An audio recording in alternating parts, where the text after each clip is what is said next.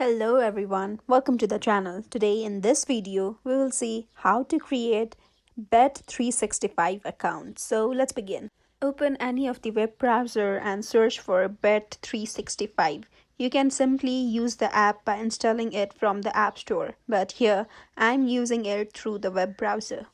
Now, on the top of the screen, you will see the join option. Simply tap on the join option and you have to fill the detail that has been asked by this website.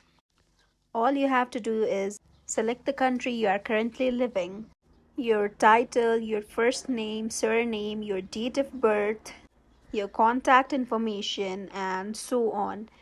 You have to fill all the details that has been asked here, and at the end you have to agree with the terms and conditions of bet365.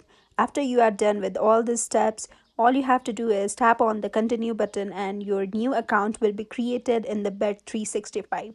And that's it. I hope this video was helpful to you. If you liked the video, hit the like button and do not forget to subscribe the channel.